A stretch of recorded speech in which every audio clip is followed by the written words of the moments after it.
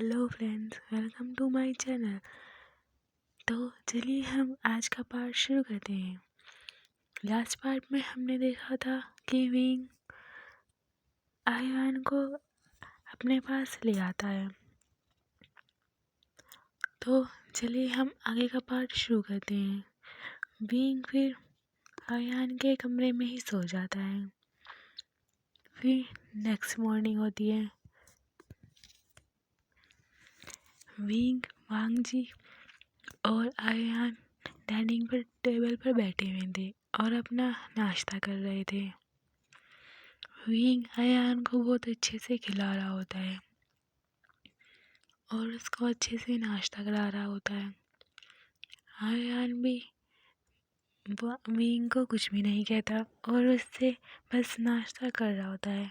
Wing अपने हाथों से भी आयन को खिला रहा होता है। वांग जी बस उन्हें ही देख रहा होता है। फिर कुछ देर बाद वहाँ पर जायान भी आ जाती है और वो जल्दी से जाकर फिर विंग को हग कर लेती है और वो कहती है, क्या तुम ठीक हो? अब तुम कैसे हो? विंग कहता है, मैं ठीक हूँ शीज़े। फिर वो आयान को देखती है। फिर शीज़े जायानली आयान के पास जाकर उससे कहती है कि तुम्हारा नाम क्या है? फिर आयान अपना नाम बताता है और वो जायानली कहती है, मैं विंग की शीज़े हूँ। क्या तुम?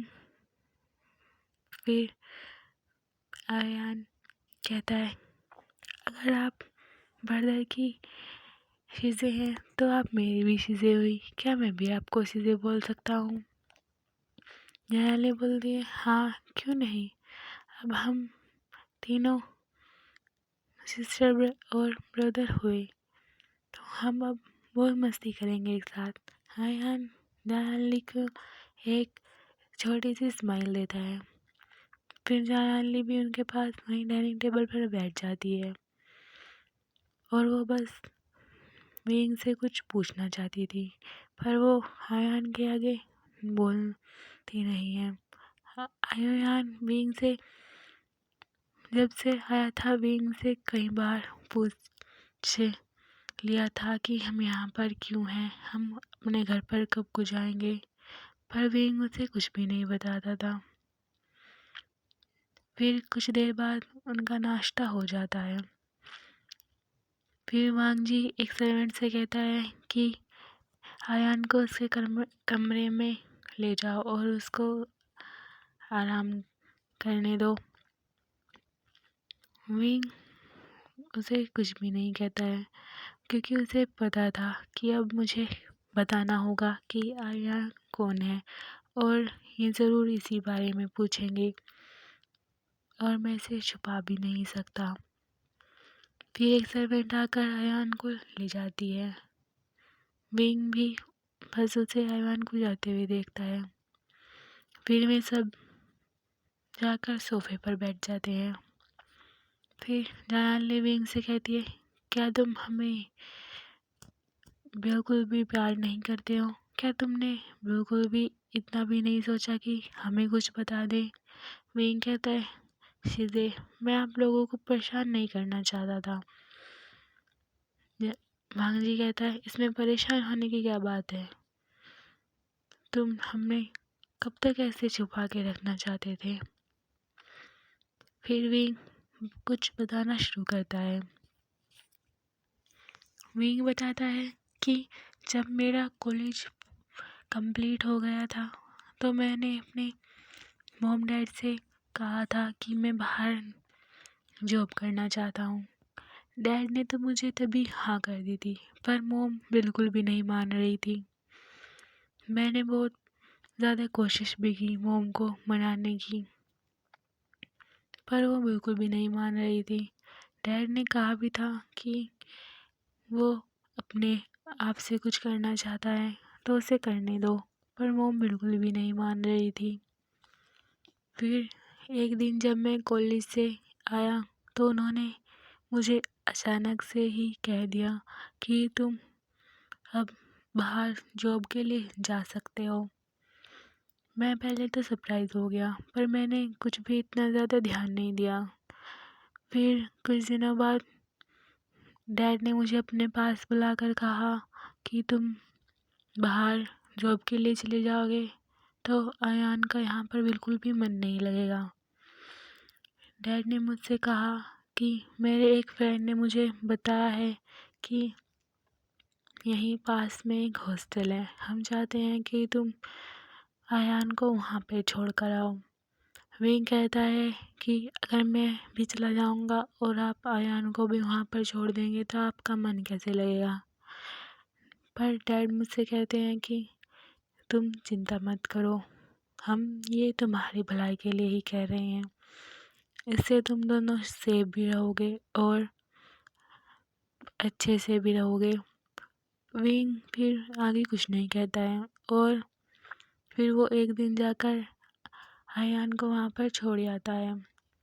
फिर वापस आकर कुछ दिनों बाद वो भी अपनी जॉब पर चला जाता है। फिर एक दिन उसे कॉल आता है कि उसके मॉम डैड की डेथ हो गई है।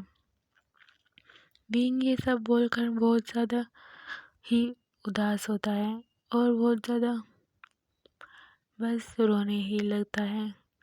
विंग फिर कहता है आयान भी मुझसे कई बार पूछ चुका है कि मॉम डैड कहाँ है, मैं उसे क्या बताऊँ, मैं बस यही सोच रहा हूँ। उसने मुझसे कहा भी है कि जिस हॉस्टल में वो रहता था वहाँ पर सब बच्चे से में सब काम कराते थे और अलग अलग सफाई वगैरह कराते थे, बहुत बुरा काम भी कराते थे उससे। पढ़ाई तो वहाँ बिल्कुल भी नहीं होती थी, बस वो सारे दिन उससे काम ही कराते रहते थे। वो अभी वहाँ से आया है तो अभी मैं उसे कैसे ये बताऊँ कि हमारे मॉम डैड अब नहीं रहे। भांग जी मीन को देख रहा होता है और उसको बहुत ज़्यादा पेन भी हो रहा होता है। फिर जायाली विंग को जल्दी से हक कर लेती है और कहती है कोई बात नहीं विंग, ये सब जल्दी ही ठीक हो जाएगा, आयान जब ठीक हो जाएगा तब हम उसे बता देंगे, तुम बिल्कुल भी टेंशन मत ले इस बात की। फिर वांग जी भी कहता है हाँ, हम मिलकर उसे ठीक कर देंगे और वो फिर से पहले जैसा अच्छा बच्चा हो जाएगा और उसे फिर कोई भी प्रॉब्लम नहीं होगी। विंग फिर अपना सर हाँ में हिलाता है। कुछ देर ऐसे ही बात कर कर वांग जी अपने काम के लिए चला जाता है। विंग और जायाली सोफे पर रहते हैं। विंग फिर जायाली से कहता है शिजे मुझे आपसे कुछ बात करनी है। जायाली कहती है हाँ बोलो क्या हुआ, तुम इतने टेंशन में क्यों हो। विंग जायाली से कहता है शिजे मैं यहाँ पर कम से कम 3 महीने से हूँ और मैं बस यहाँ पर इसीलिए रुका हुआ था क्योंकि मुझे आयान नहीं मिल रहा था। आयान अब मुझे मिल चुका है तो मैं चाहता हूँ कि अब मैं कहीं जॉब वगैरह ढूंढ लूँ और कहीं और घर लेकर रहने लग जाऊँ। न्यायालय उससे कहती है ये तुम क्या कह रहे हो, तुम्हें यहीं पे रहना चाहिए, वांग जी तुम्हें मना नहीं करेगा। फिर विंग कहता है पर सीधे 3 महीने से मैं यहाँ पर रह रहा हूँ और वांग जी मुझ पर कितना ज़्यादा खर्चा करता है, मुझे ये बिल्कुल भी अच्छा नहीं लगता। आखिर वो मुझ पे इतना खर्चा क्यों करता है, मुझे अब लगता है कि मैं उसके ऊपर बर्डन सा बन गया हूँ और बस पता नहीं क्यों वो मुझ पे इतना खर्चा करता है। बल्कि अब मुझे यहाँ से जाना चाहिए और अपने आप से कुछ जॉब वगैरह करनी चाहिए। तभी हमें एक आवाज़ आती है, वो कहता है कि तुमने ऐसा सोच भी कैसे लिया कि तुम मेरे लिए बर्डन हो और तुम ये कैसे कह सकते हो कि तुम यहाँ से चले जाओगे।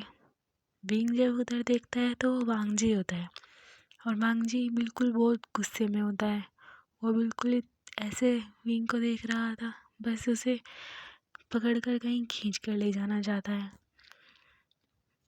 वांग जी बहुत गुस्से में होता है। विंग वांग जी को देखकर घबरा जाता है और वो एकदम से खड़ा होकर कहता है कि वांग जी, मेरा ये मतलब नहीं था, तुम इतने गुस्से में क्यों आ रहे हो, रुको, सुनो तो मेरी बात। पर वांग जी अब उसकी कुछ भी नहीं सुनता। वो बहुत गुस्से से विंग को देखने लगता है और उसके पास आने लगता है। जानले भी उसको समझाने लगती है, वांग जी सुनो, तुम ऐसा क्यों कर रहे हो। फिर वांग जी विंग के पास आकर उसका हाथ पकड़ लेता है और उससे कहता है, चलो मेरे साथ। विंग कहता है, तुम मुझे कहाँ ले जाना चाहते हो। वांग जी उसे घूर कर देखता है तो विंग कुछ भी नहीं बोलता और वांग जी इतने गुस्से में होता है कि उसका हाथ बहुत टाइटली पकड़ लेता है वो विंग का। विंग को पहले तो पेन होने लगता है पर वो फिर भी कुछ नहीं कहता और फिर वांग जी विंग का टाइटली हाथ पकड़कर वहाँ से ले जाने लगता है और उसको लाकर फिर कार में बिठा देता है। फिर वांग जी कार ड्राइव करने लगता है और वो बहुत स्पीड में कार चलाने लगता है। विंग कह रहा था, वांग जी सुनो, तुम मुझे कहाँ लेकर जा रहे हो, रुक तो जाओ ज़रा। विंग उसको फिर वांग जी फिर विंग को बहुत गुस्से से घूरता है तो विंग वहीं पर चुप हो जाता है। वांग जी इतने गुस्से में था कि उसे कुछ भी समझ में नहीं आ रहा था और वो बहुत ज़्यादा तेज़ कार चलाने लगता है। ऐसा नहीं था कि विंग को पता नहीं था कि वांग जी अब उससे प्यार करता है और वो उसे लेकर कितना प्रोडक्टिव है। पर विंग को ये भी याद था कि पास्ट में उसके साथ क्या क्या हुआ है, तो वो वांग जी से कैसे कह सकता है कि उसे एक्सेप्ट कर ले। विंग ये सब सोच ही रहा होता है और वो बहुत उदास भी होता है। फिर वांग जी की कार एक बड़े से घर के आगे आकर रुकती है। फिर वांग जी गुस्से में कार से बाहर आता है और फिर विंग के तरफ का गेट खोलता है और उसको फिर पकड़कर विंग को अंदर ले जाने लगता है। वांग जी फिर उसे अंदर ले जाता है। वहाँ पर जो भी गार्ड्स थे वो वांग जी को देखकर गेट करते हैं और गेट खोल देते हैं। फिर वांग जी विंग को बहुत ही टाइटली पकड़कर गेट के अंदर पुश करता है और वो सभी गार्ड्स को घूर कर देखता है तो सभी गार्ड्स वहाँ से चले जाते हैं। फिर वांग जी वो गेट बंद कर देता है और विंग की तरफ देखता है। फिर विंग वांग जी से कहता है, वांग जी ये किसका घर है, तुम मुझे यहाँ पर क्यों लाए हो। वांग जी विंग से कुछ भी नहीं कह रहा था, बस विंग की तरफ बहुत गुस्से में बढ़ने लगता है। विंग वांग जी को देखकर अपने कदम पीछे की तरफ कर रहा था पर वांग जी बिल्कुल भी नहीं रुक रहा था, बस उसकी तरफ ही बढ़ता जा रहा था। विंग बार बार पूछ रहा था, वांग जी तुम क्या करने की सोच रहे हो और ये किसका घर है, तुम मुझे यहाँ पर क्यों लेकर आए हो। वांग जी उसे बहुत गुस्से में देख रहा था और उससे फिर वांग जी पूछता है कि तुमने ऐसा सोच भी कैसे लिया कि मैं अब तुम्हें ऐसे ही जाने दूंगा और तुम आराम से यहाँ से चले जाओगे, तुमने ऐसा कैसे सोचा। विंग विंग फिर वांग जी से कहता है, वांग जी देखो ऐसी कोई बात नहीं है, मैं बस कहीं और जाकर रहना चाहता हूँ और देखो मैं कोई जॉब कर लूँगा। इतने में ही विंग के पीछे एक दीवार आ जाती है। विंग दीवार से टकरा जाता है। फिर वांग जी उसके पास आकर अपने दोनों हाथ विंग के बराबर में रख लेता है और वो ज़ोर से अपने हाथ पटकता है और फिर कहता है कि तुम इतनी जल्दी इतना ज़्यादा भी सोच लेते हो, मुझे तो आज ही पता चला। विंग उससे बहुत घबरा रहा था पर वांग जी उसे बहुत घूर कर देख रहा था। विंग बिल्कुल भी उसकी नज़रों में नहीं देख पा रहा था। वांग जी कहता है कि तुम्हें क्या लगा मैं इतना बड़ा किंग हूँ और फिर तुम्हें इतनी आसानी से जाने दूंगा? तुमने ऐसा सोचा भी कैसे? वांग जी ऐसे ही बार बार कह रहा होता है। विंग भी उसे समझाने की बहुत कोशिश कर रहा होता है, पर वांग जी उसकी थोड़ी भी नहीं सुन रहा होता है। फिर कुछ देर बाद वांग जी उसे ऐसे ही घूरता रहता है। विंग तो अपनी नज़रें नीचे करके रखता है। फिर वांग जी अपने एक हाथ से विंग की चिन पकड़ लेता है और उसको ऊपर करता है। वांग जी फिर उसको उसकी नज़रों में देखने लगता है। विंग भी उसे ऐसे ही उसकी नज़रों में देखता रहता है। फिर कुछ देर बाद ऐसे ही जब दोनों आपस में देख रहे थे तो वांग जी विंग को सडनली किस करने लगता है और बहुत ज़्यादा वांग जी विंग को बहुत टाइटली किस कर रहा होता है। विंग वांग जी को बहुत ही जोर से पुश करना चाहता था। वो बहुत ज़्यादा पुश कर रहा था वांग जी को, पर वांग जी ने फिर विंग के दोनों हाथ पकड़ लिए थे और उसको बस किसी करा जा रहा था। विंग पहले बहुत डरने लगता है। फिर जब विंग को सांस लेने में प्रॉब्लम होती है तो वांग जी उसे छोड़ता है। फिर वांग जी जब विंग को छोड़ देता है तो उसको फिर वांग जी देखता है विंग को। फिर से वांग जी उसे किस करना के लिए आगे बढ़ता है।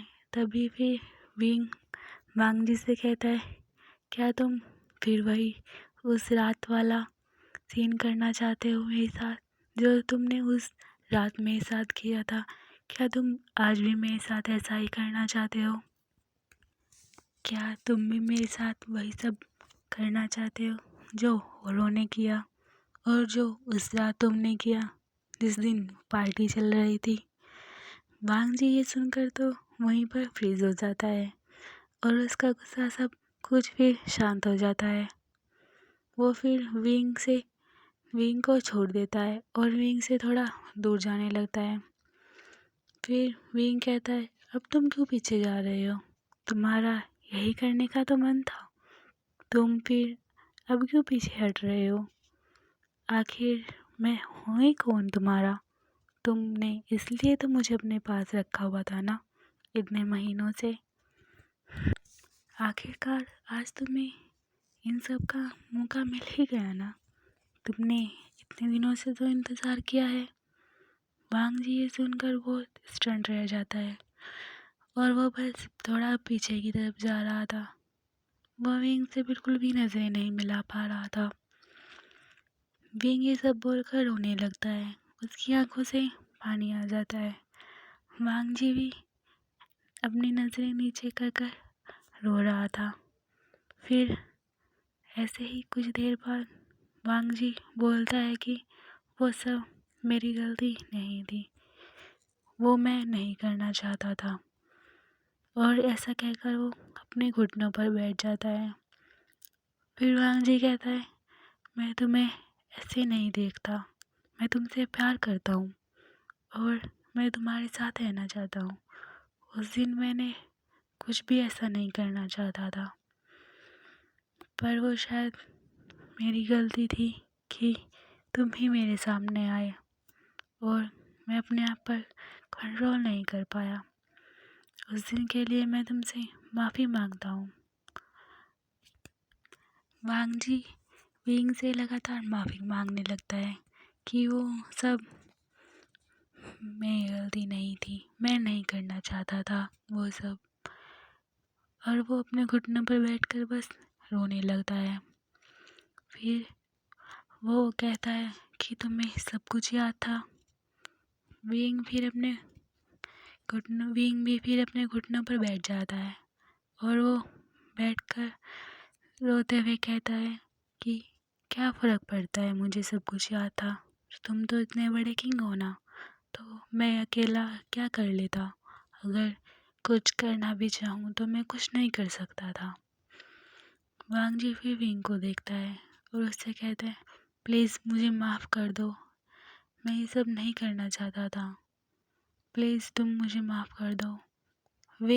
वांग जी ऐसा ही कहते कहते मिंग के पास आ जाता है और उसका फेस अपने हाथों से पकड़ लेता है और उससे फिर से कहता है, प्लीज़ मुझे माफ़ कर दो, ऐसा मैं कुछ नहीं करना चाहता था उस दिन।